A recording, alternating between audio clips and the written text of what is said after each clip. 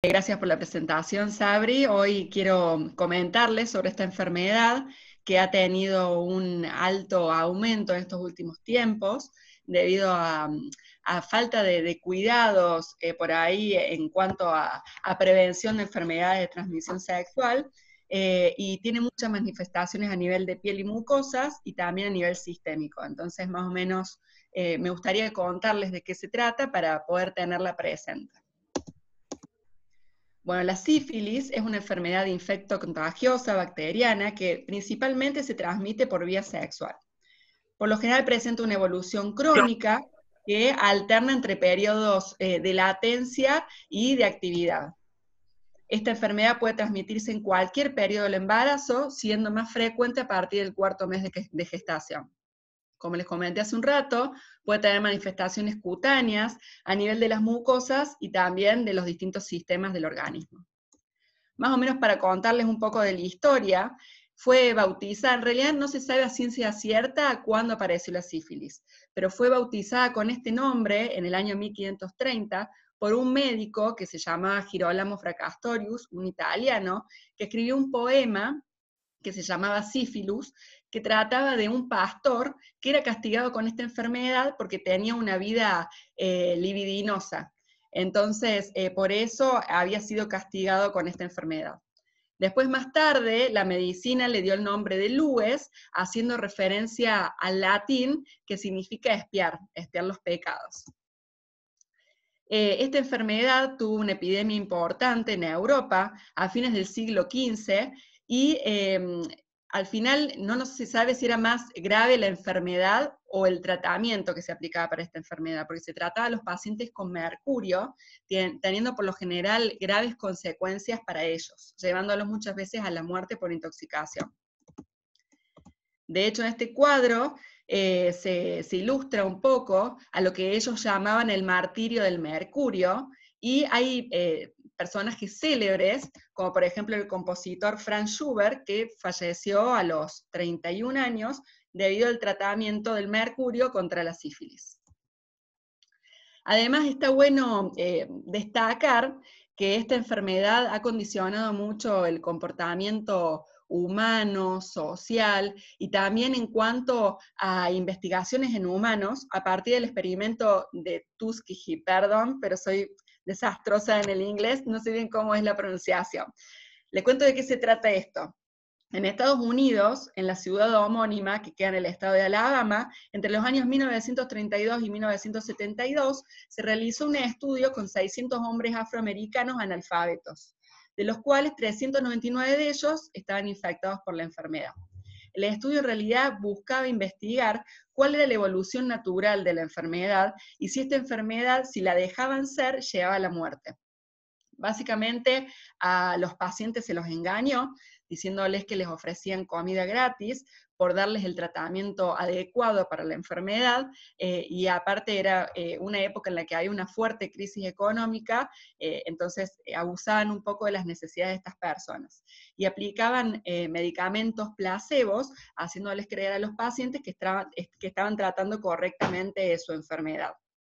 Esto arrancó, como les decía, en el año 1932, durando 40 años el experimento, y 15 años más tarde de su inicio, en el 47, se comprobó que la penicilina era un tratamiento eficaz y sin reacciones adversas como lo era el mercurio. Pero estos pacientes nunca lo supieron hasta el final de la investigación que se dio por un descubrimiento periodístico en Estados Unidos. De estos 600 pacientes que les contaba, 28 fallecieron por la enfermedad y también por el tratamiento que se aplicaba en esa época. 100 de ellos tuvieron complicaciones y 40 mujeres, parejas de estos hombres, quedaron infectadas, dando como consecuencia el nacimiento de 19 niños que contrajeron la enfermedad al nacer. Acá hay una foto que ilustra el experimento, y a raíz de este experimento se comenzó a regular las investigaciones en humanos. Para hablar un poco de la sífilis hay que conocer sobre su etiología. Se trata de una bacteria que se llama Treponema pallidum, que es una espiroqueta microanaerobia. Tiene unas medidas que van de 5 a 15 micras y se divide a través de fisión binaria. que en sus épocas más activas se divide cada 30 o 33 horas.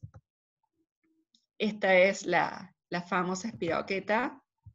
Y les quiero ilustrar un poco cómo llega a infectar el treponema a las personas. Básicamente, el treponema pallidum ingresa a través de las mucosas o de la superficie cutánea, generando una diseminación sistémica dentro de las primeras 24 o 48 horas de su ingreso. Esto lleva a la activación de células como neutrófilos y macrófagos que presentan este antígeno a los linfocitos B, que luego van a desencadenar la generación de anticuerpos contra la envoltura del treponema, lo que lleva a la positivización de una de las reacciones que sirven para el diagnóstico de la sífilis, que es la reacción FT-APS, ¿sí? Que lleva al diagnóstico dentro de la primera semana del contagio. Esta reacción es la más específica y no negativiza nunca mientras la enfermedad esté activa.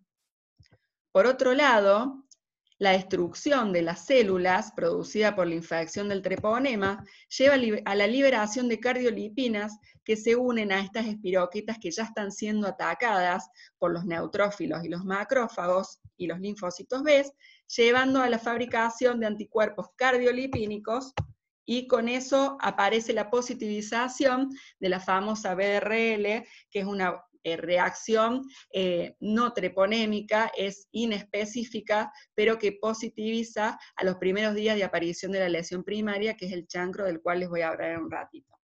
La transmisión puede darse de varias maneras, siendo la sexual y la intraútero las principales. Las otras son más que nada mencionadas a nivel anecdótico, por transfusiones, a nivel profesional y por el canal de parto, pero las principales son por la vía sexual e intraútero. La clínica consta de varias etapas, ¿sí? Para clasificar a grandes rasgos podemos hablar de una etapa temprana y una etapa tardía o terciarismo sifilítico. Dentro de la etapa temprana tenemos a la incubación, a la etapa primaria y a la secundaria, que se trata de etapas en las cuales puede haber contagio de la enfermedad, ¿sí? Luego de eso puede venir una etapa latente temprana que dura de 1 a 2 años desde el contacto con el treponema.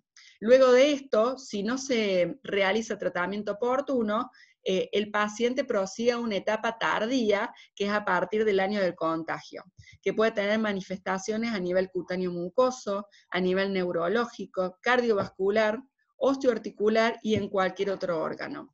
Este periodo no es contagioso y las alteraciones no se producen por la afectación de la bacteria en sí, sino por un proceso que genera los complejos que se generan para defenderse contra esta bacteria. El periodo de incubación es muy variable.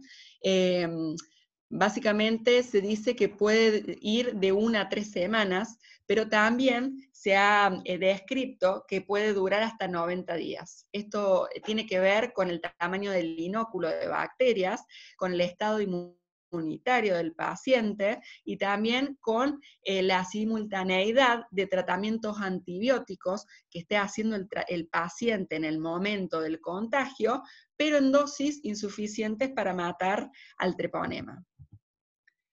Hablando un poco de la etapa primaria, podemos hablar de lo que es el complejo primario de la enfermedad, que consta del chancro, que es una lesión color rojo carnoso, que tiende a ulcerarse, suele ser una lesión solitaria, indolora, y por lo general está acompañado de una adenopatía regional, de un ganglio que suele ser único, aparece a los pocos días posteriores a la aparición de la lesión, es único y por lo general indoloro. Acá les muestro algunas imágenes de cómo se ve el chancro. Por lo general se suele observar como una lesión ulcerada, de bordes limpios, fondo rojo carnoso, que como no duele, hay muchos pacientes que muchas veces no identifican que apareció. De hecho, me ha tocado atender a un par de pacientes, sobre todo mujeres, que obviaron la etapa primaria porque no identificaron la lesión. La lesión primaria siempre aparece en el lugar donde tuvo el contacto el paciente con el treponema. También puede haber manifestaciones atípicas en esta etapa primaria, como son los chancros múltiples, el chancro pseudotumoral y las localizaciones atípicas que están asociados a pacientes con condicionamiento de su estado inmunitario, como pacientes HIV positivos. Acá hay un caso de múltiples chancros, y acá un chancro con aspecto pseudotumoral en la lengua. Hablando ahora de una etapa siguiente, la etapa secundaria, podemos decir que en esta etapa puede haber manifestaciones dermatológicas y no dermatológicas. Las alteraciones no dermatológicas pueden presentarse como poliadenopatías. A diferencia de la etapa primaria, en vez de haber un solo ganglio, hay múltiples ganglios que suelen ser simétricos. También son indoloros, y se dice que las poliadenopatías de la sífilis secundaria siguen el pulso de la sífilis, que va de la zona inguinal a la zona epitroclear en el codo, la zona axilar, cervical y occipital. Son localizaciones específicas que pueden estar todos o no presentes. También en esta etapa puede el paciente presentar cefaleas y dolores articulares inespecíficos. Hablando un poco de las alteraciones dermatológicas, lo clásico es la rociola sifilítica. Esto se manifiesta como una erupción raramente pruriginosa, asintomática, que se encuentra en el tronco y en las raíces de los miembros superiores e inferiores. Se manifiesta como una erupción rosada, maculosa, plana, inespecífica, que puede confundirse con varios cuadros, y que si no se la trata, suele resolver a las pocas semanas. Acá algunas fotos para ilustrar la rociola sifilítica.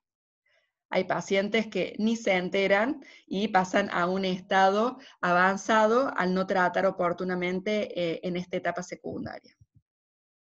Además, durante la etapa secundaria podemos observar otro tipo de lesiones, como son las sifilides papulosas, que son elementos duros, son pápulas, que son lesiones sobrelevadas, color rojo carnoso, por lo general asintomáticas, que suelen estar cubiertas por un collarete de escamas alrededor, que se llama collaret de Viet, y son frecuentes en las palmas, las plantas, el tronco y el cuero cabelludo. Se dice que la sífilis saluda con la mano. Quien tiene estas lesiones en las manos raramente tiene otra cosa que no sea sífilis. Por eso está bueno siempre tener presente este tipo de lesiones, porque cuando estas lesiones están ulceradas, pueden contagiar. Acá tenemos las sifilides papulosas a nivel de las plantas, otro ejemplo en palmas.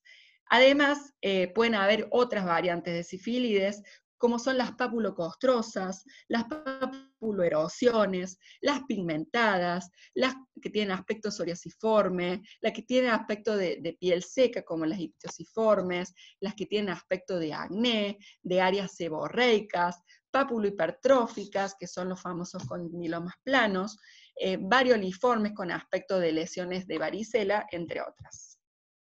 Acá para ilustrar, estas son sifilides ictiosiformes, son bastante infrecuentes. Acá tenemos unas sifilides varioliformes con aspecto similar a las lesiones producidas por la varicela, sifilides hipopigmentadas, frecuentes en el tronco, y sifilides ya papulonodulares, localizadas en la mano, son bastante atípicas, y estos cuadros muy aparatosos suelen estar relacionados al HIV.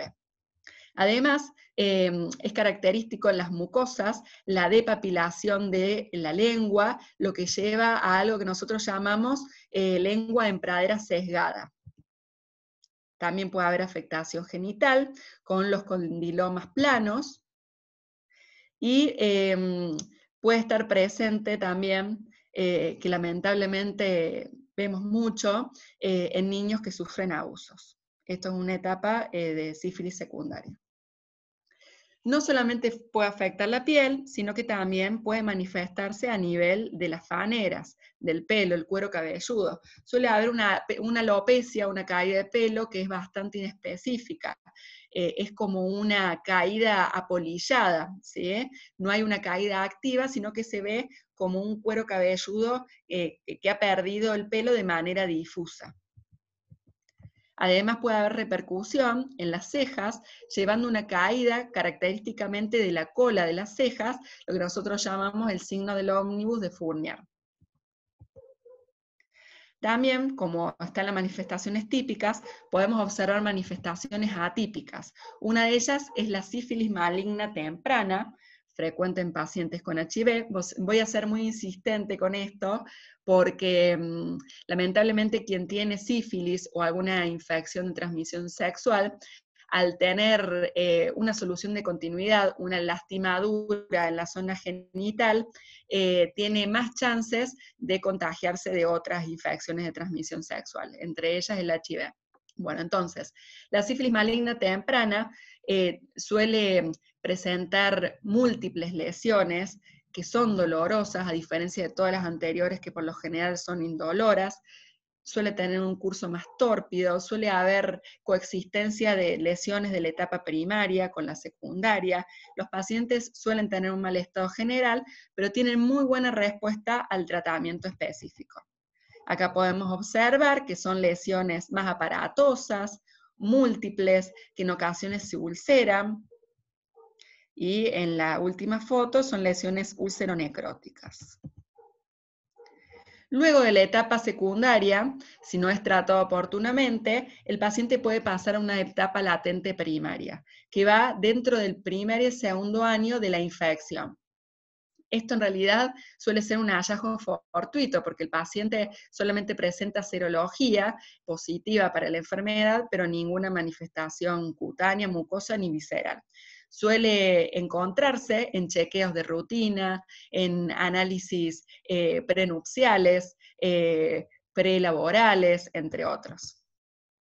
Si el paciente no es diagnosticado y tratado oportunamente, puede pasar en 1/3 de los casos, porque suele haber una resolución espontánea, suele pasar a una etapa tardía. Esta etapa tardía puede aparecer al año o incluso hasta los 20 años posteriores a la infección.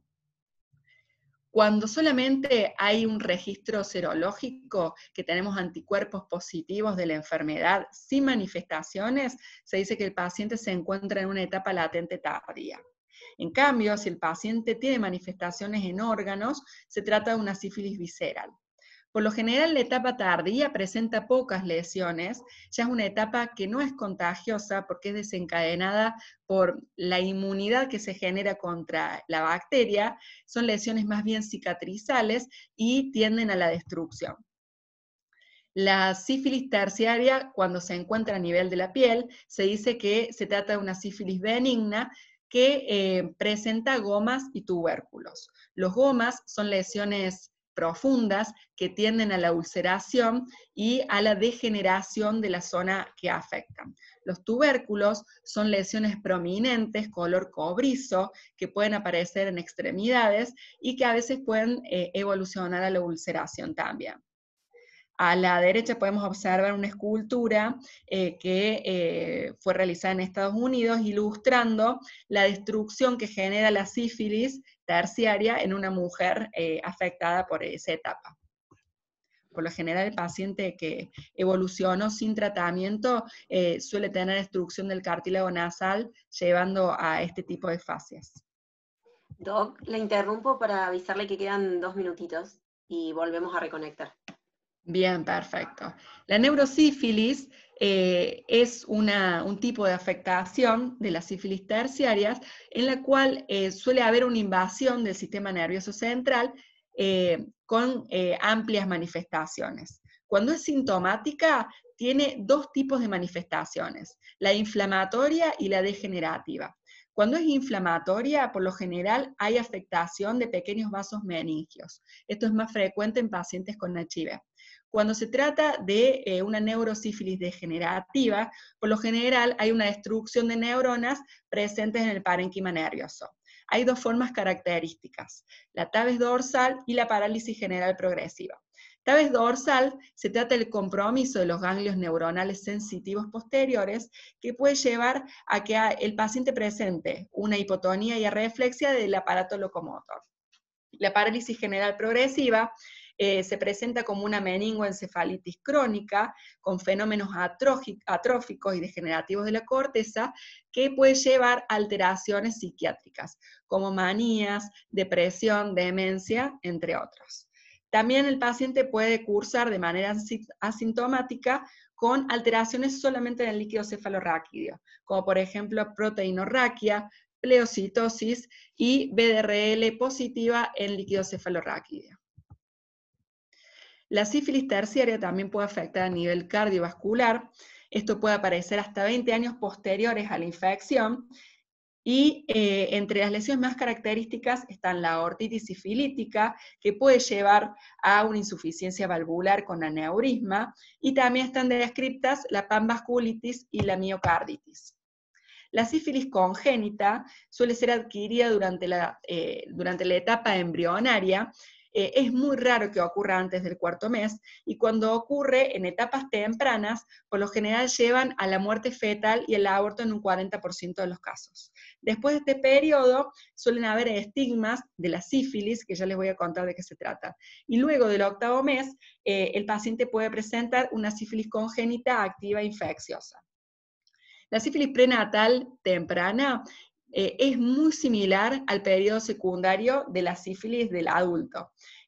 Puede tener un pronóstico grave, ya que no solamente se manifiesta en la piel, sino que también tejidos